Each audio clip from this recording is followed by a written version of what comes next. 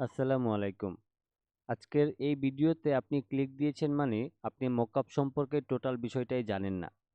প্রথমেই হচ্ছে আমরা জানব মকআপ কি, মকআপ কিভাবে ব্যবহার করতে হয়, মকআপ কিভাবে আমরা আমাদের মতো করে কাস্টমাইজ করতে পারবো। আজকের এই ভিডিও থেকে আপনি যদি জীবনে কখনো কোনোদিন মকআপ করতে নাও পারতেন, তাইলে আজকের এই ভিডিওটি দেখার পরে আপনি করতে পারবেন। তো চলুন আমরা মূল কাজটি শুরু করি। প্রথমেই আপনাদেরকে যে বিষয়টা বোঝাতে চাই সেটা হচ্ছে মকআপ আসলে বিষয়টা কি। মকআপটা হচ্ছে এমন একটা জিনিস যেটা হচ্ছে আমরা কোনো একটা ডিজাইনকে মকআপের মাধ্যমে সৌন্দর্য বাড়ায় নিতে পারি। যেমন এখানে হচ্ছে আমার একটা মকআপ রয়েছে। এই যে এখানে যে আমাদের ডিজাইনটা দেখতেছেন এটা খুবই সাধারণ একটা ডিজাইন ছিল, কিন্তু আমরা মকআপ করার পর এটাকে আমরা সৌন্দর্য বাড়ায় নিতে পেরেছি। এরপর হচ্ছে আমাদের দ্বিতীয় যে মকআপটা রয়েছে, দেখেন এই ডিজাইনটা কিন্তু খুবই সাধারণ এবং সামান্য ডিজাইন ছিল। এই ডিজাইনটাকেও আমরা মকআপের মাধ্যমে সৌন্দর্য বাড়ায় নিয়েছি। এরপর হচ্ছে আমাদের এই মকআপটা, এখানে শুধুমাত্র লেটারই না, আপনি যে কোনো কিছু দিয়েই কিন্তু আপনি এখানে মকআপ তৈরি করতে পারবেন। তো সেক্ষেত্রে মকআপের কাজ হচ্ছে আমাদের কোনো একটা ডিজাইনের সৌন্দর্য বৃদ্ধি করা। এই বিষয়টা হচ্ছে আমরা বুঝলাম। এবার মকআপ তৈরি করার জন্য আমাদের কোন সফটওয়্যারের প্রয়োজন পড়ে? মকআপ তৈরি করার জন্য আমাদের অ্যাডোবি ফটোশপের প্রয়োজন পড়ে। এবার আসতে পারে ফটোশপের তো অনেকগুলি ভার্সন আছে, কোন ভার্সনে আসলে মকআপের ক্ষেত্রে কাজে লাগে। যেমন আপনি যদি কোনো লোগো অথবা টি শার্ট অথবা যে কোনো ধরনের মকআপই হোক না কেন, আপনি যদি কোনো মকআপ ব্যবহার করতে চান, তাহলে অবশ্যই আপনাকে ফটোশপের সিসি ভার্সন ব্যবহার করতে হবে। সেটা যে কোনো সালেরই হোক না কেন, আপনি ফটোশপের সিসি ভার্সন হইলেই যে কোনো মকআপ আপনি তৈরি করতে পারবেন। পিছনের যে মানে পুরনো যে ফটোশপগুলি আছে, যেমন হচ্ছে সিএস অথবা হচ্ছে ফটোশপ 7, এই ধরনের যে ফটোশপের ভার্সনগুলি আছে, সেইগুলিতে আপনি কিন্তু ফটোশপ মকআপ তৈরি করতে পারবেন না। আচ্ছা, এই বিষয়টা হচ্ছে আমরা ক্লিয়ার হইলাম। এরপরে হচ্ছে আমরা জানবো মকআপ ফাইলগুলি দেখতে কীরকম হয় এবং এগুলি কিভাবে সংগ্রহ করব। তো তার জন্য আমি আমার ডেস্কটপে চলে যাই। প্রথমে আমি আমার দিস পিসিতে গেলাম, এরপর হচ্ছে আমি আমার ডি ড্রাইভে চলে যাই। ওকে, তো এবার হচ্ছে আমি এখান থেকে এই মকআপ ফাইলে গেলাম, তারপর হচ্ছে আমি মাই মকআপে গেলাম। আমি এই ফাইলগুলিকে একটু বড় করি। এখানে দেখেন, এই যে এখানে একটা পিএইচডি ফাইল এবং এটা একটা পিএইচডি ফাইল, এটা একটা পিএইচডি ফাইল। তো এইভাবে করে এখানে যে কয়টা ফাইল দেখতেছেন, এই প্রত্যেকটাই কিন্তু আমাদের মকআপ ফাইল। এগুলিকেই আসলে মেইন মকআপ ফাইল বলা হয়। এখন এইগুলি তো বুঝলাম যে এগুলিকে মকআপ ফাইল বলা হয়। এখন এই মকআপ ফাইলগুলি আমরা কোন জায়গা থেকে সংগ্রহ করব? মকআপ ফাইলগুলি সংগ্রহ করার জন্য আপনি ফ্রি পিক থেকে আপনি হচ্ছে নিতে পারেন, তারপর হচ্ছে গ্রাফিক রিভার থেকে নিতে পারেন। এরকম অসংখ্য ওয়েবসাইট রয়েছে। তো সেখান থেকে কিন্তু আপনি এই মকআপগুলি সংগ্রহ করতে পারেন। এবং এই মকআপ কিভাবে সংগ্রহ করবেন সেটা নিয়ে ইউটিউবে হিউজ পরিমাণ ভিডিও দেওয়া আছে, চাইলে আপনি সেখান থেকে দেখে নিতে পারেন। কোথাও কোনো সমস্যা হবে না, আপনি অনায়াসে কিন্তু এই মকআপগুলি ফ্রিতে কালেক্ট করতে পারবেন। তো এইবার ধরেন আপনি মকআপ কালেক্ট করেছেন, এখন আমরা শিখব মকআপ কিভাবে তৈরি করতে হয়। তো তার জন্য আমি ফটোশপটাকে ওপেন করলাম, আমার আগের ওপেন করা মকআপগুলি আমি এখান থেকে ডিলিট করে দিচ্ছি। তো এবার হচ্ছে আমরা যে কাজটা করব, আমরা হচ্ছে ফাইলে যাব, ফাইল থেকে আমরা ওপেনে যাব। ওপেনে যাওয়ার পর আপনি আপনার ডাউনলোড করা মকআপগুলি যেখানে রাখবেন বা রেখেছেন সেখানে আপনাকে যেতে হবে। যেমন আমি এখান থেকে ধরেন কি কোনটা আসলে ওপেন করা যায়, আমি এখান থেকে আমি ধরেন এখান থেকে এই মকআপটাকে ওপেন করছি। তো এই মকআপটাকে ওপেন করার পর এখন এখানে যে আমাদের ডিজাইনটা রয়েছে, এটাকে আমরা কিন্তু আমাদের যে কোনো ডিজাইন আমরা এখানে প্লেস করে আমাদের ডিজাইনের সৌন্দর্যটা বাড়ায় নিতে পারবো। তো এটার জন্য আমরা অ্যাডোবি ইলাস্ট্রেটরে আমরা আমাদের নিজেদের মতো করে একটা লোগো এখানে বানিয়ে নিব। তো আমি এখান থেকে একটা লোগো এখানে বানিয়ে নিচ্ছি আপনাদের দেখার বা বোঝার সুবিধার্থে। তো প্রথমেই হচ্ছে আমি এখান থেকে আহ, আমি একটা লেটার ডিজাইন বানাবো। ধরেন আমি এখান থেকে টাইপ টুলে গেলাম, তারপর এখানে বড় হাতের একটা জি লিখে নিব। আমি এখানে একটা জি লিখে নিই। এবার হচ্ছে আমি এটার ফন্টটা একটু পরিবর্তন করব। আমি এখান থেকে রোবোটো ফন্টটা দিয়ে দিই। ওকে, তো এটা হচ্ছে আমাদের ফন্ট।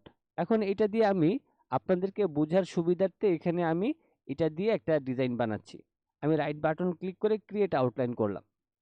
করার পরে এখন আমি এখান থেকে লাইন সেগমেন্ট টুলে গেলাম, তারপর আমি এইভাবে করে একটা লাইন নিয়ে নিলাম। তারপর এটাকে আমি প্রয়োজন অনুযায়ী আরও কিছুটা বড় করে নিতে পারি এবং এটাকে এই কর্নার অনুযায়ী রাখবো। এবার এই স্টকের মধ্যে আমি যে কোনো একটা কালার দিয়ে দিচ্ছি। তো এরকম একটা কালার দিয়ে দেওয়ার পর এখন আমি হচ্ছে ইউনিফর্ম থেকে আমি এই অপশনটাকে সিলেক্ট করব। সিলেক্ট করার পর আমি এই শেপটাকে আমি অবজেক্ট থেকে এক্সপ্যান্ড করব। এক্সপ্যান্ড করার পর আমি আবারও লাইন সেগমেন্ট টুলে যাব এবং এই কর্নার থেকে আমি এই কর্নার পর্যন্ত একটা লাইন নিয়ে নিব। লাইন নিয়ে নেওয়ার পর আমি এই দুইটাকে সিলেক্ট করব। সিলেক্ট করার পর আমি শেপ বিল্ডার টুলে যাব এবং আমি এই অংশে একটা ক্লিক করে দিলে আমার এই যে স্টক কালারটা ছিল সেটার কালারটা পরিবর্তন হয়ে যাবে। তো এখন এখানে আমি যে কাজটা করব, আমি হচ্ছে এই যে রেড কালারের যে অংশটা আছে এটাকে ধরে আমি কিছুটা গ্যাপ করে দিব। তারপর এটাকে আমি এখান থেকে কিছুটা গ্যাপ করে নিলাম। এখন আমি কি করব, আমি এই শেপটাকে আরেকটু উপরের দিকে তুলে দিই, তাইলে মেবি সমান সমান হবে। আমি আরো কিছুটা তুলে দিই। ওকে, আমার এটা এতটুকু থাকলেই হবে। এবার আমি কি করব, এই সম্পূর্ণ শেপটাকে সিলেক্ট করব অ্যান্ড দেন শেপ বিল্ডার টুলে যাব। এবার আমি কিবোর্ড থেকে অল্টার ধরে মাউসের লেফট বাটনটা ক্লিক করে এই মাঝখানের অংশটা আমি কেটে দিব। ওকে, আমার এখন এই অংশটা কাটা হয়ে গেছে। তো এটা হচ্ছে এখন আমাদের একটা ডিজাইন। আমি এখান থেকে এটাকে আনগ্রুপ করে নিই। আমি চাইলে আহ, এটাকে এই অংশটাকে এবং এই অংশটাকে রেড কালার দিয়ে দিতে পারি এবং এটা ব্ল্যাক কালারই থাকবে। অথবা আমার যদি চাই যে না, এখানে আমরা দুইটা পাশে শুধুমাত্র মাঝখানেরটার মধ্যে একটু রেড কালার দিয়ে দিব, আমাদের ডিজাইনটা এরকম থাকবে, তাও আমরা করতে পারবো, কোনো সমস্যা নাই। তো আমি এখন এখানে ধরেন এটাতে ব্ল্যাক দিয়ে দিই এবং এই অংশটাতে রেড কালার দিয়ে দিব। আমি এইভাবে দিলাম। তারপর ধরেন এখানে ব্ল্যাক দিয়েছি, এটার বিপরীত কালার রেড দিয়েছি, আবার এটা রেড কালার এই জন্য এখানে ব্ল্যাক দিয়েছি। অথবা আমরা চাইলে এই সম্পূর্ণ ডিজাইনটাকে একটা কালারেও করতে পারি। তা আমি ধরেন এইভাবে করে করে নিলাম।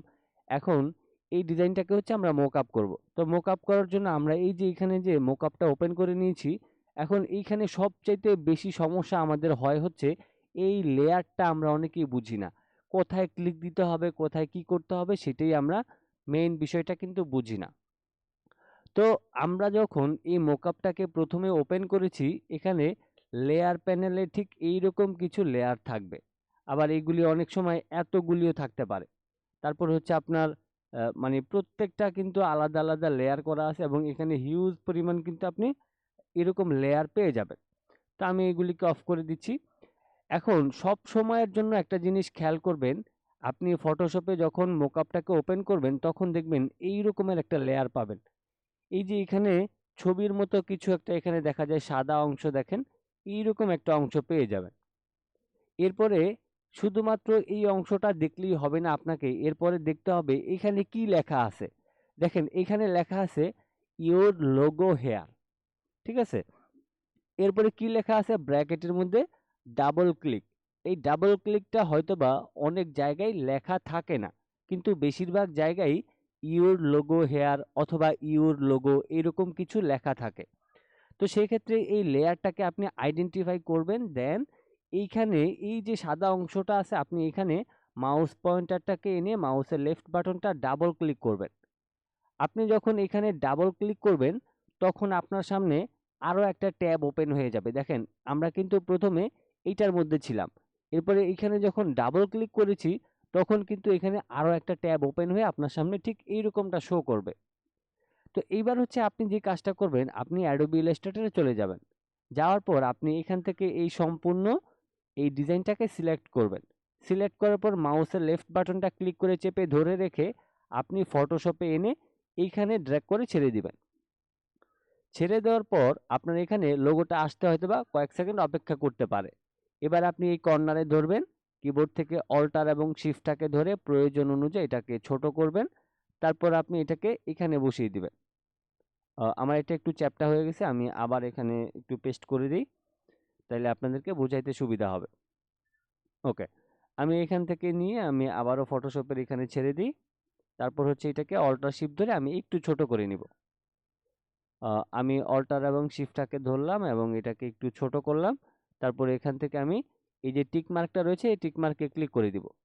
এবার আপনি এখান থেকে এই মুভ টুলের মাধ্যমে আপনি যেদিকে বসাইতে চান সেদিকে বসায় নেবেন। তারপর এখানে একটা জিনিস দেখেন, এই যে আমাদের আগের যে লোগোটা ছিল সেটা কিন্তু নিচে দিয়ে দেখা যায়।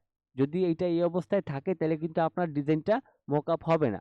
এজন্য আপনাকে মনে করে এই যে নিচের যে আমাদের আগের লোগোটার একটা চোখ দেখা যাইতেছে, এটার চোখটা এখান থেকে বন্ধ করে দিতে হবে। তাহলে আমাদের নিচের অংশ থেকে আমাদের এটা চলে যাবে। এরপর আমরা কি করব, কিবোর্ড থেকে কন্ট্রোল এস প্রেস করব। কন্ট্রোল এস প্রেস করার পর আমাদের এখানে কিছু সময় অপেক্ষা করতে হবে এটা প্রোগ্রেস হওয়ার জন্য। তো আমরা এখানে কিছু সময় অপেক্ষা করি। তো অলরেডি আমাদের মকআপটা কিন্তু হয়ে গেছে। এবার যদি আমরা এই ট্যাবে ফিরে আসি, এই ট্যাবে ফিরে আসার পর দেখেন এটা কিন্তু মকআপ হয়ে গেছে। এখন এই যে লোগোটা আছে এই লোগোটা আমরা হয়তোবা টিউটোরিয়াল পারপাস দেখিয়ে দিয়েছি, এই জন্য এই ডিজাইনটা হয়তোবা আহামরি সুন্দর দেখা যায় না। কিন্তু আপনি যখন খুবই ভালো মানের একটা ডিজাইন তৈরি করবেন তখন আপনি আপনার ডিজাইনটা কমপ্লিট করে এখানে যখন মকআপ করবেন তখন কিন্তু সেটা দেখতে অনেক বেশি সুন্দর লাগবে। এবার কথা হচ্ছে আমরা এই মকআপটাকে একটু কাস্টমাইজ করতে চাই। যেমন আমি এই ব্যাকগ্রাউন্ডে ক্লিক করলাম, কিবোর্ড থেকে কন্ট্রোল এল প্রেস করলাম। কন্ট্রোল এল প্রেস করার পর আমি এখান থেকে লেভেলটাকে একটু ডার্ক করে দিব। একটু ডার্ক করে দিলে যেটা হবে, আমাদের এই লোগোর যে কালার আছে সেটার সাথে ব্যাকগ্রাউন্ডটা অ্যাডজাস্ট করতে হবে। আমি যদি চাই যে না আমি আগের মতো করেই ব্যবহার করব, আগের মতো করেই ব্যবহার করতে পারবো। আবার যদি যে না আমি মনে করি যে না, কন্ট্রোল এল প্রেস করে আমাদের এটার লেভেলসটাকে একটু বাড়িয়ে কমিয়ে নিয়ে আমি ব্যাকগ্রাউন্ডটাকে একটু লাইট অথবা একটু ডিপ করে নিতে চাই বা নিতে পারবো।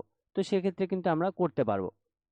এরপর হচ্ছে আমি এখান থেকে যে এডুকেশন নামের যে আমাদের একটা লেয়ার রয়েছে এটাতে যদি আমি ক্লিক করি, তাহলে এখানে দেখেন আমি যদি এটাকে অফ করে দিই আমার লোগোর নিচে দিয়ে দেখেন একটা শ্যাডো কিন্তু অ্যাপ্লাই করা ছিল, এই লেয়ারে সেটা করা হয়েছে। আমি এটা চোখটা আবার অফ করে অন করে দিলাম, আমার লোগোটা চলে আসছে।